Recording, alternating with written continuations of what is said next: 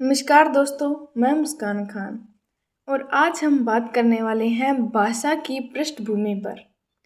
अब एक सवाल आता है कि ज़रा आप सोचिए कि आप सुबह-सुबह उठते हैं और आपको चारों तरफ दिखता है कि कोई हिंदी में बात कर रहा है, कोई मराठी में बात कर रहा है, कोई तमिल में बात कर रहा है, कोई तेलुगु में बात कर रहा है। तो क्या आप सभी से बात कर पाएँगे? बिल्कुल नहीं। आप अलग-अलग भाषाओं वालों से बात नहीं कर पाएँगे। आप उनसे बात कर पाएँगे जिस क्षेत्र की भाषा में आप रहते हैं, ठीक है? जिस क्षेत्र में रहते हैं और उसी क्षेत्रीय भाषा में आप बात कर पाएँगे। इसी के बारे में हम आज पढ़ने वाले हैं कि भारत में इतनी सारी भाषाएँ आई कहाँ से और उन भाषाओं का इतिहास क्या है? इसी टॉपिक को हम समझने वाले हैं। सबसे पहले हम एक महत्वपूर्ण तथ्य जान लेते हैं कि भारत अनेक भाषाओं वाला देश है। भारत में भाषिक सर्वेक्षण the linguistic survey of India के अनुसार हमारे देश में लगभग 180 भाषाएं बोली जाती है। 180 तो सिर्फ भाषाएं बोली जाती है, 550 बोलियां अलग से भारतीयों द्वारा बोली जाती है। इन सभी भाषाओं को मुख्य रूप से 4 बड़े भाषा समूहों में बांटा जाता है नॉर्मली। पहला है ऑस्ट्रो एशियाटिक, दूसरा है तिब्बती बर्मी, ठीक है, तीसरा है द्रविड़ और चौथा है इंडो आर्यन। आज हम इनमें से ऑस्ट्रो एशियाटिक भाषा समूह के बारे में हम समझने वाले हैं। ऑस्ट्रो एशियाटिक भाषा समूह। विद्यार्थियों, भारत में ऑस्ट्रो एशियाटिक भाषा को सबसे प्राचीन भाषा माना जाता है और इसे आमतौर पर मुंडा भाषा के नाम से भी जाना जाता है। अब इसके फैलाव को समझते हैं। इस भाषा को बोलने वाले लोग पूर्व में ऑस्ट्रेलिया से लेकर पश्चिम में अफ्रीका के पूर्वी तट के पास स्थित मेडागास्कर तक फैले हुए थे, ठीक है। और ध्यान देने वाली बात यह है कि दक्षिण पूर्व एशिया में भी इस भाषा को बोलने वालों की संख्या काफ़ी अधिक है। मानव विज्ञान क्या बताता है, इस पर बात करें तो अब एक बहुत ही महत्वपूर्ण प्रश्न उठता है कि यह भाषा इतनी दूर दूर कैसे पहुंची। मानव वैज्ञानिकों के अनुसार लगभग 40,000 वर्ष पहले ऑस्ट्रिक लोग थे, वो ऑस्ट्रेलिया आए थे और इसके आधार पर यह संभावना व्यक्त की जाती है कि लगभग 50,000 वर्ष पहले ये लोग अफ्रीका से भारतीय उपमहाद्वीप होते हुए दक्षिण पूर्व एशिया और ऑस्ट्रेलिया तक पहुंचे थे और समय के साथ इस भाषा का भी विस्तार होता गया। मानव आनुवंशिकी यानी ह्यूमन जेनेटिक्स ने भी यह जानकारी मिलती है कि लगभग 50,000 वर्ष पहले अफ्रीका के लोग दक्षिण भारत पहुंचे थे। यहीं से वे अंडमान निकोबार द्वीपों के रास्ते इंडोनेशिया और बाद में ऑस्ट्रेलिया तक पहुंच गए थे और यही कारण है कि आज ऑस्ट्रो एशियाटिक भाषा परिवार का प्रभाव इतने बड़े भौगोलिक क्षेत्र में देखने को हमें मिलता है। लास्ट में हम महत्वपूर्ण तथ्य के बारे में बात कर लेते हैं। इस टॉपिक का क्लास का लास्ट नहीं। भारत में लगभग 180 भाषाएं और 550 बोलियां बोली जाती है। भारत के 4 प्रमुख भाषा समूह हैं। पहला ऑस्ट्रो एशियाटिक, तिब्बती बर्मी, द्रविड़ और इंडो आर्यन। ऑस्ट्रो एशियाटिक भाषा को भारत की सबसे प्राचीन भाषा माना जाता है और इसे मुंडा भाषा भी कहा जाता है। इसका विस्तार ऑस्ट्रेलिया में से मेडागास्कर तक माना जाता है। दक्षिण पूर्व एशिया में इसके बोलने वालों की संख्या अधिक है। वैज्ञानिक यह मानते हैं कि 50,000 वर्ष पहले अफ्रीका से मानव दक्षिण भारत और अंडमान निकोबार, इंडोनेशिया और ऑस्ट्रेलिया की ओर गए थे, जिससे इस भाषा का परिवार का विस्तार हुआ था। अभी हमने ऑस्ट्रो एशियाटिक भाषा की उत्पत्ति और उसके विस्तार के बारे में पढ़ा था। अभी हम इस भाषा परिवार की विशेषताओं और भारत में इसके प्रसार के बारे में विस्तार से जानने वाले हैं, ठीक है। सबसे पहले यह समझ लेते हैं कि ऑस्ट्रिक भाषा परिवार को 2 उप परिवारों में विभाजित किया गया है। पहला है वो ऑस्ट्रो एशियाटिक और दूसरा है ऑस्ट्रोनेशियन, ठीक है। लेकिन भारत के संदर्भ में सबसे अधिक महत्वपूर्ण ऑस्ट्रो एशियाटिक उप परिवार है, क्योंकि भारतीय उपमहाद्वीप में इसी भाषा परिवार की भाषाएं बोली जाती है। अब प्रश्न यह उठता है कि भारत में इस भाषा की कौन कौन सी शाखाएं हैं। ऑस्ट्रो एशियाटिक उप परिवार की 2 प्रमुख भाषाएं मानी जाती है। उसका पहला है मुंडा शाखा और दूसरा है मोन खमेर शाखा। सबसे पहले मोन खमेर शाखा को समझते हैं। मोन खमेर शाखा का अस्तित्व भारत के उत्तर पूर्वी राज्य मेघालय की खासी और जयंतिया पहाड़ियों में मिलता है और यह एक महत्वपूर्ण तथ्य है, इसीलिए इसे विशेष रूप से याद रखना। अब बात करते हैं मुंडा शाखा की। मुंडा शाखा का विस्तार भारत में कहीं अधिक व्यापक है। यह भाषा मुख्य रूप से झारखंड, बिहार, पश्चिम बंगाल और उड़ीसा में बोली जाती है। इन राज्यों में रहने वाले सबसे बड़े कबीलाई जनजातीय समूह मुंडा भाषा का प्रयोग करते हैं। विद्यार्थियों, मुंडारी भाषा को ही कई स्थानों पर मुंडा भाषा भी कहा जाता है। इसके अलावा पुंजा और संथाल और हो जैसी भाषाएं भी मुंडारी भाषा समूह का ही हिस्सा मानी जाती है। एक और महत्वपूर्ण तथ्य यह है कि हिमालय क्षेत्र में मुंडा भाषा का सबसे व्यापक प्रसार हमें देखने को मिलता है। अब इस टॉपिक का भी हम क्विक रिवीजन कर लेते हैं। ऑस्ट्रिक भाषा परिवार के 2 उपपरिवार है, जिसमें पहला है ऑस्ट्रो एशियाटिक, दूसरा है ऑस्ट्रोनेशियन। भारत में मुख्य रूप से ऑस्ट्रो एशियाटिक भाषा परिवार की भाषाएं बोली जाती है। ऑस्ट्रो एशियाटिक की 2 शाखाएं हैं, पहला मुंडा और दूसरा मोन खमेर। मोन खमेर शाखा मेघालय की खासी और जयंतिया पहाड़ियों में बोली जाती है और मुंडा शाखा झारखंड, बिहार, पश्चिम बंगाल और उड़ीसा में अधिक प्रचलित है। मुंडारी भाषा को मुंडा भाषा भी कहा जाता है। पुंजा, संथाल और हो मुंडारी भाषा समूह की भी भाषाएं हैं। हिमालय क्षेत्र में मुंडा शाखा का व्यापक प्रसार हमें देखने को मिलता है। अब हम भारत के दूसरे प्रमुख भाषा समूह तिब्बती बर्मी भाषा परिवार को पढ़ लेते हैं।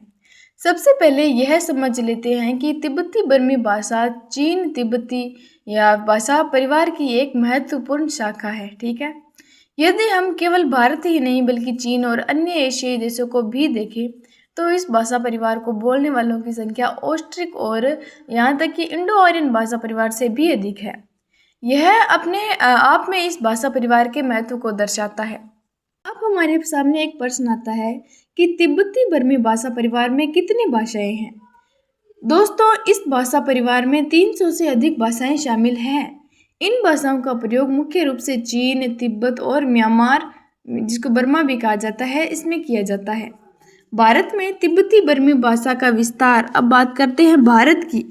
भारतीय उपमहाद्वीप में तिब्बती बर्मी भाषा का विस्तार हिमालय क्षेत्र में उत्तर पूर्वी असम से लेकर उत्तर पूर्वी पंजाब तक माना जाता है, लेकिन इसका सबसे अधिक प्रयोग भारत के उत्तर पूर्वी राज्यों में होता है।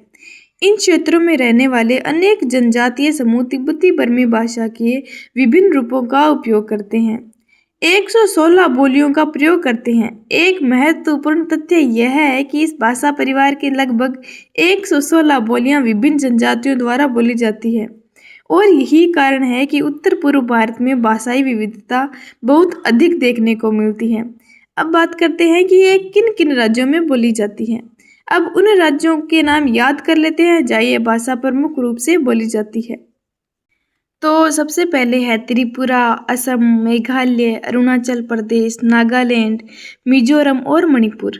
इसके अलावा पश्चिम बंगाल के दार्जिलिंग क्षेत्र में भी तिब्बती बर्मी भाषा का प्रचलन देखने को मिलता है। आगे बात करते हैं कि साहित्य का विकास क्यों नहीं हुआ। विद्यार्थियों, एक महत्वपूर्ण प्रश्न यह है कि जबकि ऑस्ट्रिक और तिब्बती बर्मी दोनों भाषाएं द्रविड़ और इंडो आर्यन से भी अधिक प्राचीन मानी जाती है, फिर भी इनका साहित्य उतना विकसित क्यों नहीं हुआ। इसका मुख्य कारण लेखन प्रणाली, लिपि का अभाव था। लिपि न होने के कारण इन भाषाओं में द्रविड़ और इंडो आर्यन की तरह प्राचीन साहित्य विकसित नहीं हो सका। नेक्स्ट हम बात करते हैं कि 19वीं शताब्दी में क्या क्या परिवर्तन हुआ। बाद में 19वीं शताब्दी में ईसाई मिशनरियों ने इन भाषाओं की लोक कथाओं, किंवदंतियों और मौखिक परंपराओं को लिखित रूप से दर्ज करना शुरू कर दिया था।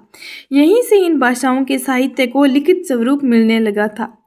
देखते हैं आगे तिब्बती बर्मी शब्द का अर्थ क्या होता है। अब अंत में एक रोचक तथ्य जानते हैं इस टॉपिक के अंत में। तिब्बती बर्मी शब्द से जुड़ा कुरंजी शब्द मध्यकालीन अहोम शासन में वंश वृक्ष, फैमिली ट्री के अर्थ के रूप में प्रयोग किया जाता था। इतिहासकारों का मानना है कि मैथिली का पंजी शब्द, जिसका अर्थ भी वंशावली या पारिवारिक रिकॉर्ड होता है, संभवतः इसी परंपरा से जुड़ा हुआ है। अब आगे हम क्विक रिवीजन कर लेते हैं। तिब्बती बर्मी चीन तिब्बती भाषा परिवार की एक शाखा है। 300 से अधिक भाषाएं बोली जाती है। प्रमुख क्षेत्र कौन कौन से हैं? चीन, तिब्बत और म्यांमार। भारत में विस्तार कहाँ का हुआ? उत्तर पूर्वी असम से उत्तर पूर्वी पंजाब तक। इसमें लगभग 116 बोलियां बोली जाती है। प्रमुख राज्य की बात करें तो त्रिपुरा, असम, मेघालय, अरुणाचल प्रदेश, नागालैंड, मिजोरम, मणिपुर तथा दार्जिलिंग जो कि पश्चिम बंगाल में है। लिपि के अभाव के कारण प्राचीन साहित्य विकसित नहीं हो पाया। 19वीं शताब्दी में ईसाई मिशनरियों ने लोक कथाओं और मौखिक परंपरा लिखित रूप में दर्ज की थी। कुरंजी शब्द का अर्थ वंश वृक्ष और इसका संबंध मैथिली के पंजी शब्द से जुड़ा माना जाता है। अब हम भारत के तीसरे प्रमुख भाषा समूह द्रविड़ भाषा परिवार का अध्ययन करने वाले हैं। सबसे पहले यह समझ लेते हैं कि द्रविड़ भाषा परिवार भारत के सबसे प्राचीन भाषा परिवारों में से एक माना जाता है और इस भाषा को बोलने वाले लोग मुख्य रूप से दक्षिण भारत में पाए जाते हैं, लेकिन इसका प्रभाव केवल दक्षिण भारत तक ही नहीं सीमित था। द्रविड़ भाषा परिवार की विशेषताओं के बारे में बात करें तो विद्यार्थियों, द्रविड़ भाषा परिवार में लगभग 70 भाषाएं शामिल हैं और यह भाषा मुख्य रूप से दक्षिण भारत में बोली जाती है, इसीलिए इसे दक्षिण भारत की प्रमुख भाषा भी कहा जाता है। द्रविड़ भाषाओं के प्रमुख भाषी राज्यों में तमिलनाडु, कर्नाटक, आंध्र प्रदेश, तेलंगाना, केरल आदि शामिल है। भारत के बाहर द्रविड़ भाषा के बारे में बात करें तो अब एक रोचक तथ्य और जान लेते हैं कि द्रविड़ भाषा केवल भारत में ही नहीं बोली जाती, बल्कि इसके कुछ रूप ईरान, तुर्कमेनिस्तान, अफगानिस्तान और पाकिस्तान में भी पाए जाते हैं। विशेष रूप से पाकिस्तान के बलूचिस्तान और सिंध क्षेत्रों में द्रविड़ भाषा परिवार से संबंधित भाषाएं आज भी बोली जाती हैं। नेक्स्ट हम बात करते हैं कि अब प्रश्न यह आता है कि द्रविड़ भाषा की उत्पत्ति कहाँ हुई थी। भाषा वैज्ञानिकों के अनुसार द्रविड़ भाषा की उत्पत्ति इलम क्षेत्र से हुई थी, जो दक्षिण पश्चिमी ईरान में स्थित था। यह भाषा ईसा पूर्व 4वीं सहस्त्राब्दी से भी पहले की मानी जाती है, अर्थात इसका इतिहास अत्यंत प्राचीन है। दक्षिण भारत में आगमन के बारे में बात करें तो ऐसा माना जाता है कि द्रविड़ भाषा पाकिस्तान के मार्ग से दक्षिण भारत पहुंची थी। इसके बाद समय के साथ यह अनेक शाखाओं में विकसित हुई थी। द्रविड़ भाषा की प्रमुख शाखाओं के बारे में बात करें तो द्रविड़ भाषा परिवार की प्रमुख शाखाएं हैं तमिल, तेलुगु, कन्नड़, मलयालम। इनमें से तमिल भाषा सबसे अधिक प्राचीन मानी जाती है और अंत में द्रविड़ भाषाओं की तुलना में इसका विकास भी अधिक हुआ था। उत्तर भारत में द्रविड़ भाषा के बारे में बात करें तो दोस्तों केवल दक्षिण भारत ही नहीं बल्कि झारखंड और मध्य भारत में भी द्रविड़ भाषा परिवार की उरांव कुरुक भाषा बोली जाती है। हालांकि यह भाषा मुख्य रूप से उरांव जनजाति के लोगों द्वारा ही प्रयोग की जाती है। इससे यह स्पष्ट होता है कि द्रविड़ भाषा परिवार का विस्तार केवल दक्षिण भारत तक सीमित नहीं रहा था। नेक्स्ट हम झटपट दोहराव यानी कि क्विक रिवीजन कर लेते हैं। द्रविड़ भाषा परिवार भारत का तीसरा प्रमुख भाषा समूह था, ठीक है, और इसमें लगभग 70 भाषाएं शामिल थी। प्रमुख क्षेत्र इसका दक्षिण भारत ही था। प्रमुख राज्य कौन कौन से शामिल थे, उसमें पहला है तमिलनाडु, कर्नाटक, आंध्र प्रदेश, तेलंगाना और केरल। इसकी उत्पत्ति इलम दक्षिण पश्चिमी ईरान से हुई। भारत के बाहर कहाँ तक फैली थी तो ईरान, तुर्कमेनिस्तान, अफगानिस्तान, पाकिस्तान, बलूचिस्तान और सिंध तक फैली थी। दक्षिण भारत में पाकिस्तान के मार्ग से पहुंची थी। इसकी प्रमुख शाखाएं हैं तमिल, तेलुगु, कन्नड़ और मलयालम। सबसे प्राचीन एवं विकसित भाषा तमिल है इसकी, और झारखंड और मध्य भारत में उरांव यानी कि कुरुक भाषा भी द्रविड़ भाषा परिवार की भाषा है। तो दोस्तों आज हमने द्रविड़ भाषा परिवार की उत्पत्ति, इसके विस्तार, प्रमुख भाषाएं, भारत और भारत के बाहर इसके प्रसार तथा इसकी विशेषताओं का जो विस्तार से हमने अध्ययन किया है। अगले भाग में हम भारत के चौथे और सबसे व्यापक भाग समूह इंडो आर्यन भाषा परिवार का अध्ययन करने वाले हैं। तो मैं मुस्कान खान, मिलते हैं अगली क्लास में। तब तक के लिए जुड़े रहिए the exams buddy YouTube channel से। धन्यवाद।